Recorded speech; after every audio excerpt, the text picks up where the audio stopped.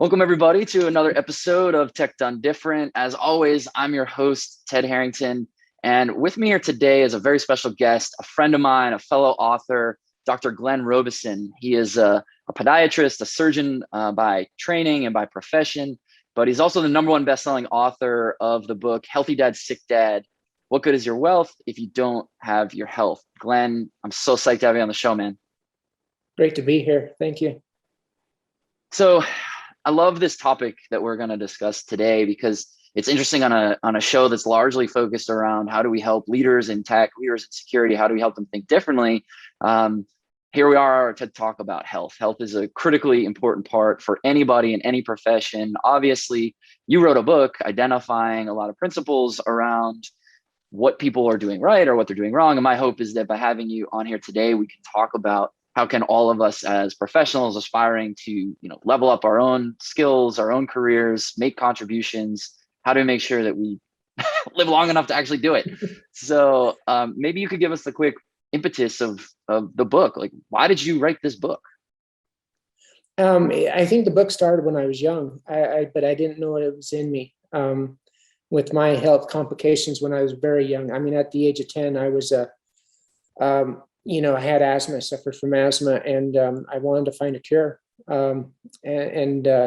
Typical kid that likes basketball and all these other sports, but I was limited to what I could do. So a lot of times I'd get on my bicycle and ride to the other town, and then I'd record when my asthma attack happened, and then I'd record what food I ate. And so at a very young age, I was curious. Now, then I hit some little blips and bumps later into high school, saying, my high school counselor told me I'd never make it into college because of my scores on the ACT.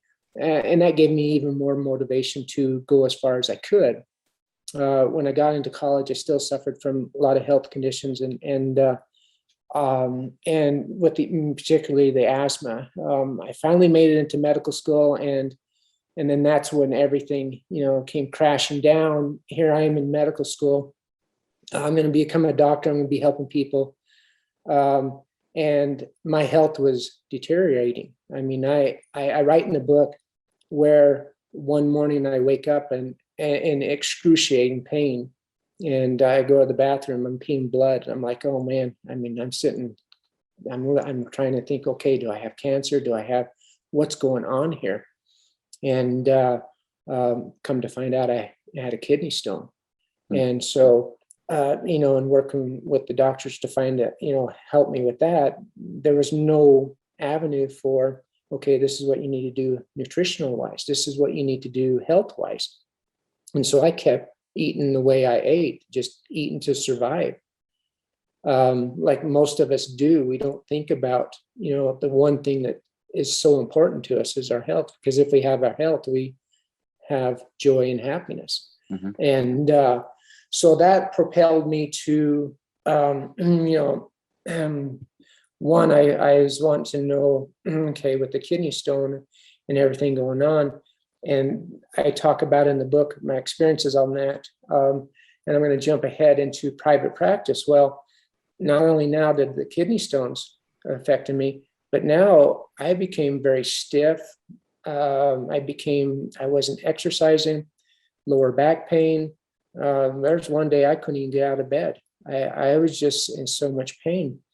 And I knew I couldn't look down the surgical road for my back because I was in private practice. I had nobody else to cover for me, and I had to provide for my family. So I started to explore other alternatives. And the one alternative led me to my healthy dad.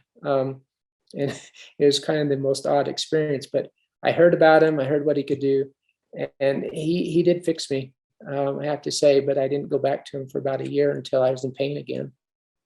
And he did throw out little things here and there saying, hey, you really need to change your health. You really need to start paying attention to what you're eating.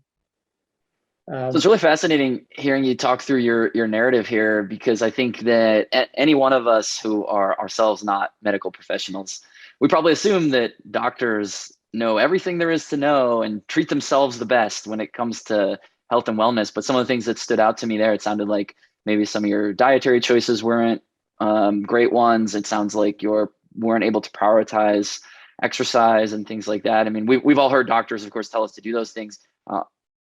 Am I interpreting what you're saying correctly, that diet and exercise are in fact as critical as everyone says that they are?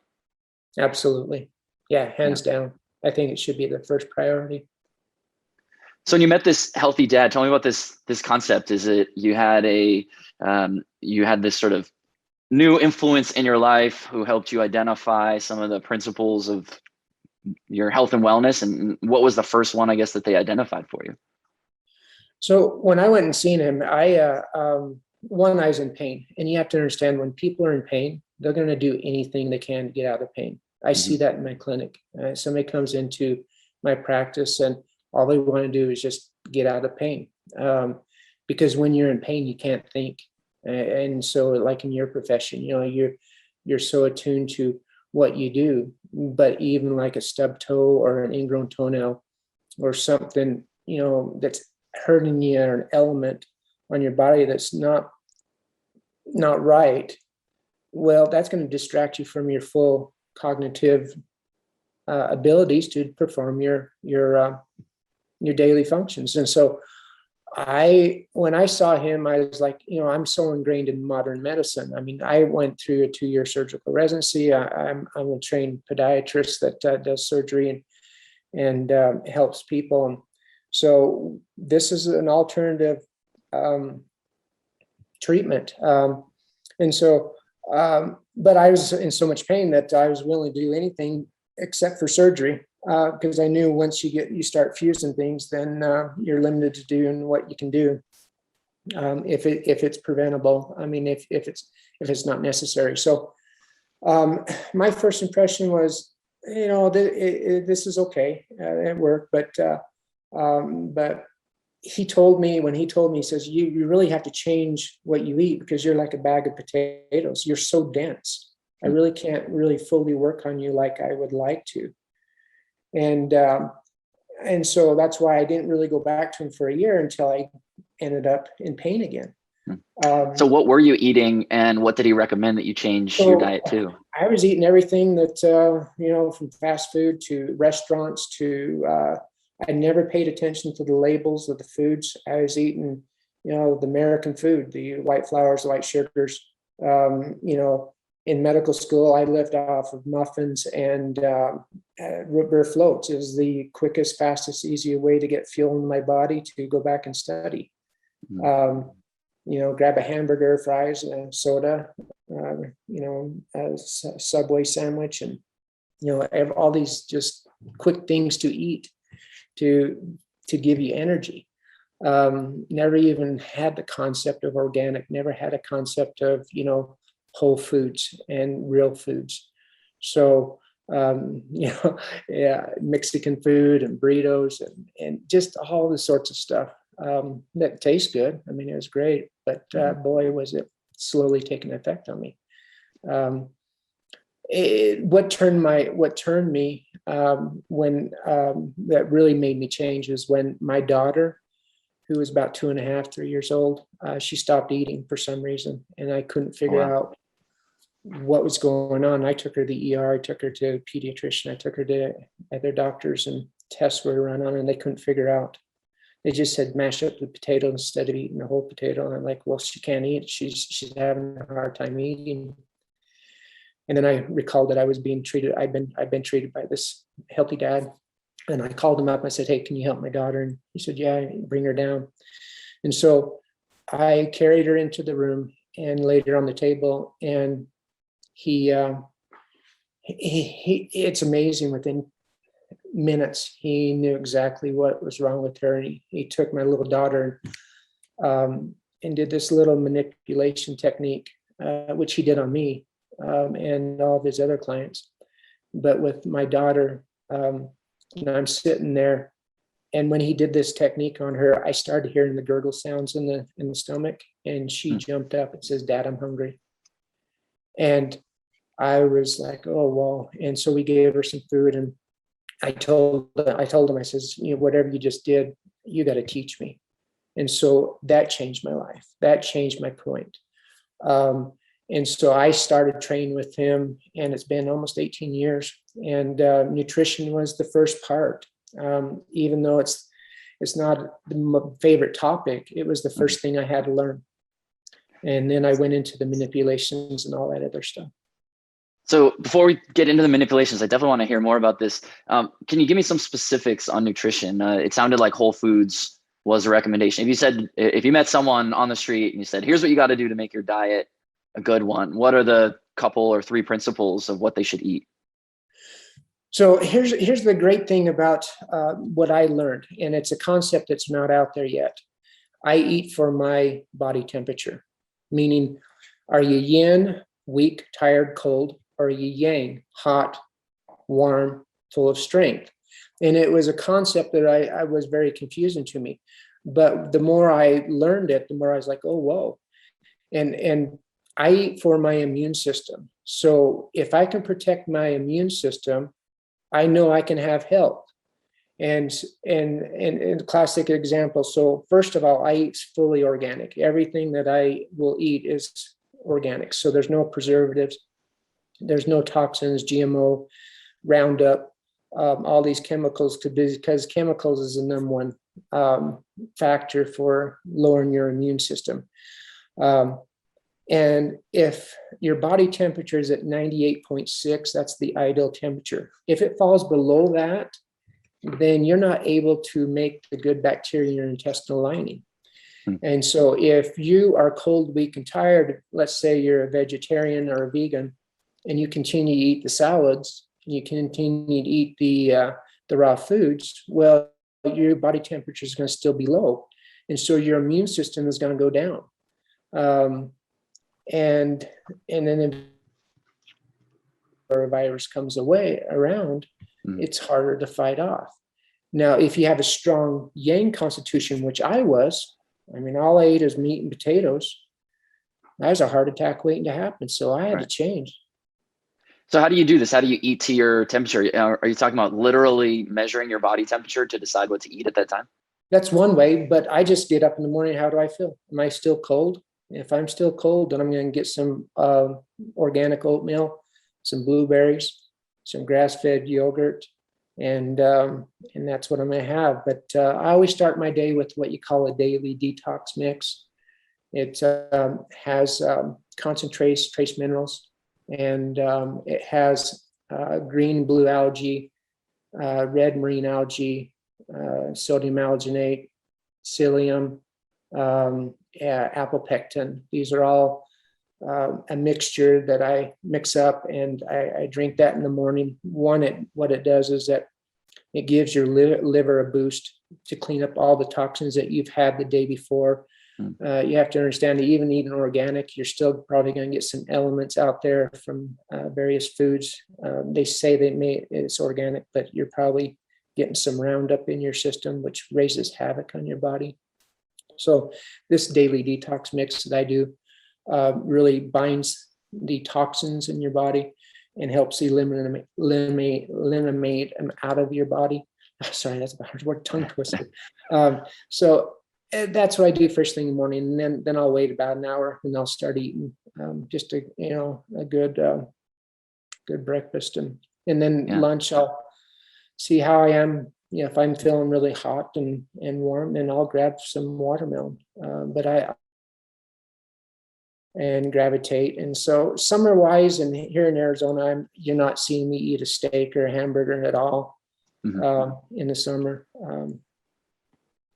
So you mentioned before that maybe someone who's vegan or vegetarian, they might be running cold, and so they should eat things to warm them up. What are the options besides meat? It sounds like maybe I'm oversimplifying what you're describing, but it sounds like the polarity is, eating meat and potatoes is running hot, and eating veggies is running cold. But if you're a vegetarian, you don't eat meat. What are the types of things that someone like that should be looking for? If they can, if they need the protein, I don't know, some people they're very strict, and so they won't even have eggs. I love salmon, so wild salmon fish, but it has to be wild, because anything that's just farm, they have the GMO stuff in it.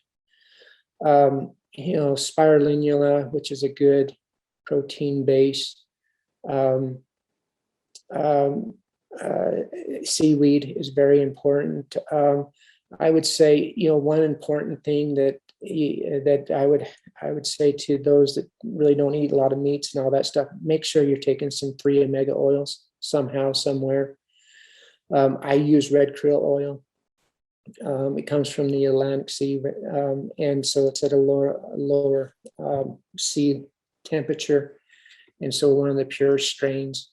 And so at least the 3 omega oils, which is very beneficial for your liver and for your brain, for the pineal gland, helps with clarity, but it gives you that element that you need, that most people who just eat vegetables and strictly vegan type are not getting in their diet. Got it. It's important. And here's a comment, my healthy dad, he was a vegan for almost 30 years. And he said one of his biggest regrets was, looking back on it, is that he didn't get these elements. He's very strict, but he says now nutrition is about balance. It's always changing. And that's why I don't really believe in diets per se. I believe in living a lifestyle that changes. And the problem with diets is they last for about 6 months, and then they're always fading and coming in and out. And then people are on this roller coaster. So if you live what I call a whole life, a balanced way of life, it's always changing. So, you could be a vegetarian for 3 months. You could eat, some fish and things, on and off. So it's interchangeable. And in my book, I have 3 different, what you call diets. And so if somebody has like immune problem, I have an immune diet. I have one for diabetic and heart, which is called, the diabetic diet. And then I have the whole life, somebody that's really healthy and just wants to continue that. Then I have that, which that's the one I'm on right now. So. Gotcha. So let's say that our listeners implement your guidance on nutrition, and let's say they do it successfully, and they are actually eating this better and healthier lifestyle. What are the implications or the outcomes that they can expect in terms of their job performance, which is certainly kind of how we started framing this question? Does it make them more alert, more productive? Does it, reduce anxiety? What are the sort of psychological or other impacts that might come from a balanced and healthy diet? All of the above. Okay. Yeah. That's a great question. Thank you. I would say, one, if you're doing the 3 omega oils and you're doing the concentration and daily detox mix, you just feel energized. You have the ability to have the strength and the stamina to do what you need to do throughout the day. For instance, if I eat a bowl of oatmeal and blueberries, it gives me about 4 hours of sustainable energy. So I don't have to really take a break, even though some people say take shorter meals, snacks here and there, but it gives me a leeway to have that energy. Plus, it gives me the clarity. I can have a conversation with a patient of mine and be very focused. My muscles and my joints aren't as stiff, so I can go out and run 3 miles in the evening and go swim, the 30 minutes that I do. So you basically have, life. You have the joy of living a life that you're free of diseases. Because diseases come on when nature's out of balance, and it's subtle. So what you can do today, in 10, 15 years, 20 years down the road, which the book is actually, ideally written for the 20, 30-year-old that is in school or starting out there, whatever they're working and having, they're just looking for retirement or their wealth, but have no clue what they're doing to their body. So if they can just follow these principles, they'll be medication free and enjoy that wonderful life. I love it. Well, we've certainly gone deep down the discussion here of nutrition. I'm very fascinated by this, but I don't want to dominate. You cover more than nutrition in the book. Don't want to dominate our conversation just on that. So what other principles should we talk about? It sounded like you were starting to speak about manipulation. I don't want to drive us down that path. There's another one you want to go to, but what's the next most important principle we should be talking about in terms of our health? Rest. rest is very important. Exercise is really important. I think that, like within your profession, those that are stuck behind a computer and working with the security things, and I find it within myself. I'm crunched over. I'm working somebody's feet, and so I get a lot of tension in my shoulders. And so, if you can move, movement is life. And one of the best exercises for somebody that bends over and is working in that capacity, the backstroke is one of the most ideal exercises to do.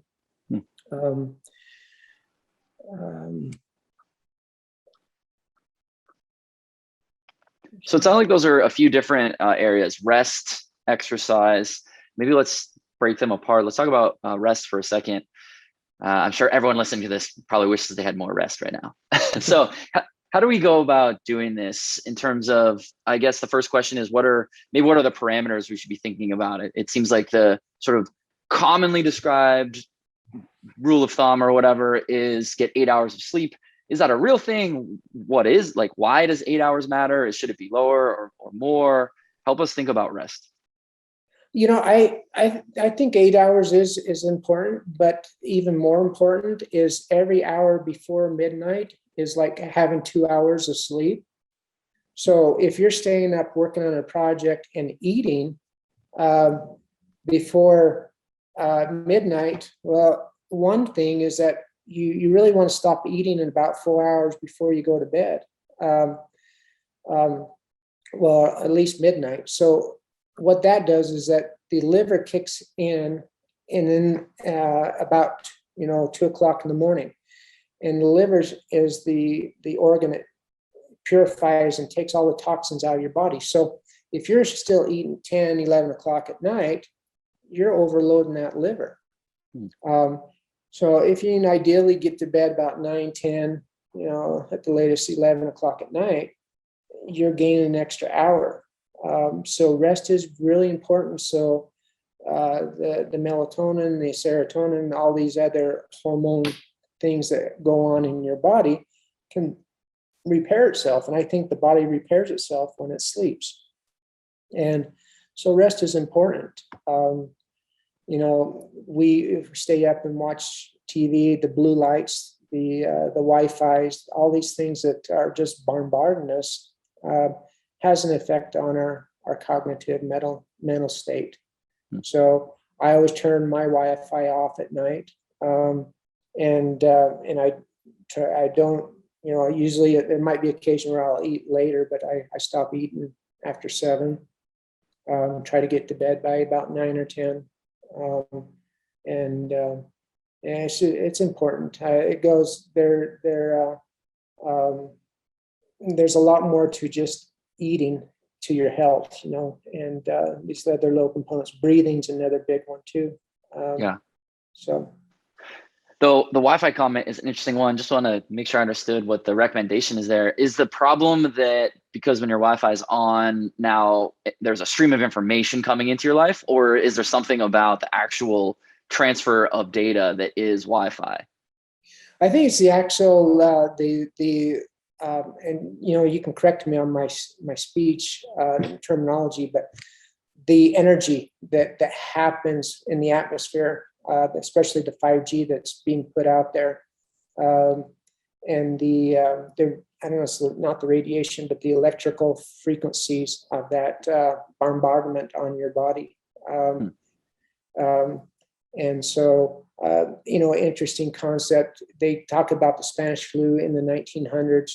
Well, radio frequency was introduced when the Spanish flu came out. And just another little principle, the coronavirus came out. Well, 5G was really pushed and is starting to come out. And so is there a correlation with health and these frequencies? I think there is. There's enough data and scientific papers out there that I've read to show that they do have an effect on our body, some more than others. But it's just a way that I protect myself also. I try to protect that brain and mind. Yeah. So you're just starting to talk about breathing. That I'm very, very interested right now in breathing techniques and the calming effect certainly that breathing can have. So let's explore that a little bit. What is the principle that we should be thinking about when it comes to breathing? I mean, obviously our bodies are wired to breathe without us having to think about it, but it sounds like you were getting at something we can do more intentionally. So here's something I learned as an asthmatic at a very young age, is that we breathe with our chest. And that's the improper way of breathing. And so when somebody has a lot of anxiety, when somebody's under a lot of stress, what I tell patients is lay on the bed, put one hand on the chest and one hand on your stomach, and watch which hand goes up. If the hand on your chest goes up, you're stressed. You're not getting the proper breathing into your system. If the hand on your stomach goes up, then you are abdominal breathing, which is the ideal breathing, which is an interesting thing, because a lot of the smokers that I deal with, people that smoke and they want to quit smoking, I say, you're not really addicted to the nicotine, even though you are, you're addicted to breathing. And they go, what? I go, I want you to think about it. You go to bed, you wake up in the middle of the night to grab a cigarette, and none of them says yes. They don't. I said, why is that? Because you're sound asleep and you're breathing. I says, but then you get up in the morning, what happens? Stress comes in. You start thinking about all the things in the day. What do? You grab your cigarette. Why? Because you have to breathe. And when you grab that cigarette, you breathe in, and then you breathe out twice as long as you breathe in. You blow that smoke out. And they're like, well, yeah, you're right. I says, well, you're breathing properly. When you breathe in, and then you breathe out twice as long as you breathe in, it makes your body less acidic. When your body's less acidic, you're less stressful. And so most smokers are addicted to breathing, and they're not aware of that. So if they really want to quit smoking, they just grab the cigarette, don't light it, stick it in your mouth, breathe out twice as long as you breathe in, and get in that habit, learn how to breathe without the cigarette, and they can quit smoking. I've had hundreds of patients quit smoking just for that little simple principle. But even if we don't smoke, and we are in stressful situations, listen to your breath. Sometimes you just have to step away and just breathe. It's so vital. Breath is yeah, it's really fascinating. I mean, I'm not a trained medical professional in any way, so this is just like, I guess, my own experiences. But I've definitely found, as I find myself in very stressful situations, maybe like I don't know, sometimes boarding planes makes me really anxious, and I'll find that just like deep breathing, trying to take really slow breaths that are very deep, really calms everything down. And it took me a long time in my life to figure that out. It sounds like that's kind of echoing what you're saying, that the way we control our breath helps us control the stress and anxiety that we're feeling in the moments that we're in, right? Absolutely. Yes. Yeah. So why is that? Is it the extra oxygen to the brain, or it sounded like you were saying something about acidity? Here's the thing that I think when we abdominal breathe and we breathe out longer than we breathe in, so we breathe in and we breathe out, that movement, that diaphragm that is right between your lungs and all your internal organs, it is the pump, it's the massage to the organs. And so when your organs are functioning right, the kidneys, the liver, the spleen, the intestines, then you're healthier. And I think there is more oxygen to the area, especially your intestinal tract that has all the factors that create your immune system through the bacteria, the good bacteria being made into your intestinal lining. It's just a factor that is needed. If your intestines and your lungs and all that stuff are not moving, if they're not massaged, movement is life. So that constant good breathing massages your internal organs. Never thought about it as a massage of the internal organs. You've completely changed my thinking on that. I love that. You've said it now a couple times in our interview, but that movement is life. Can you explain what you mean by that? Yeah. Once you stop moving, you stop living. And I seen that with my sick dad, my father. He was an incredible man. He was a farmer. He was robust. I worked with him. He said very few words, but he retired to his recliner. And and he never got out of it.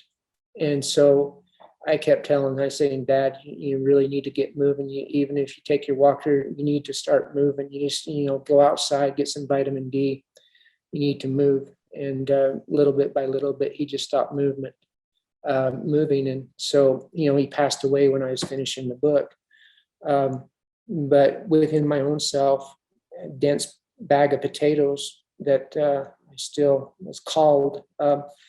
I was like, okay, I need to start eating better. And because when you have movement, you can move everything, then things start happening. And what I find in my profession, I've seen more bunions and hammer toes in my profession this past year than I have my entire 20-year career. Why is that? Because bunions are shoulder stiffness. And people are like, what? And they never taught me that in medical school. But every patient I have that has a bunion or a hammer toe, I can always direct it to which shoulder is off, whether they had surgery or stiffness. And a bunion's on your foot. You're saying an injury on your foot is related to this tightness in your shoulder. And the patients are like, what? How did you know? I never told you I had right shoulder pain. I go, well, your foot tells me. And wow. So I'm trying to think, there's been some cases too where I had a little girl in my clinic that she came walking into my clinic, and one was 90 degrees out and one was straight forward. And she's like 2 years old. And her mom was like, what can we do? And in the medical profession, you break the femur, you shift the femur over, and then you stick a rod and you pin it. And that's what we're taught to do. Well, what I was taught to do by my healthy dad is, okay, lay the child on the stomach, and there's a manipulation. You can put that femur head back into the socket, called hip manipulation. And so I told the mother, I says, look, this is what I'd like to do. Here's your option. She says, just do it. And so with the technique, and I did on this little girl, hip popped back into place. And then I had her walk down the hallway, and her feet was walking straight.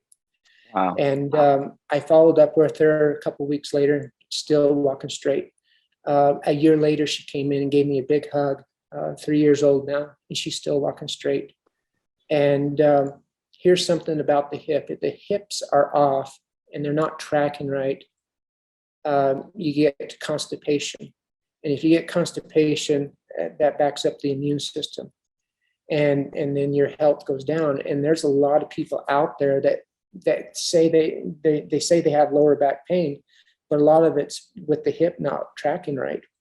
And so if I can get the hip back in place and getting it free flowing, free movement is life, then not only do they have regular bowel movements, but they have movement. They have that pain that's gone. I worked on my brother, who was told he had to have surgery just last year. And I says, no, come down, let me work on you for about 3 days. And this is what I do on the side for my podiatry practice through chiropractic, which I'm certified in.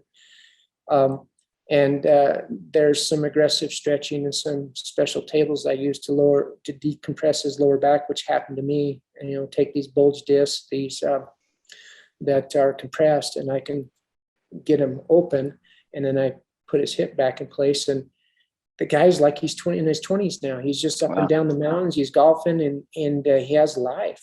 And that's just two experiences of thousands of patients that I've been working with, my healthy dad and myself, that we've been able to help from shoulders to neck to hips. And it's a little different from chiropractic world.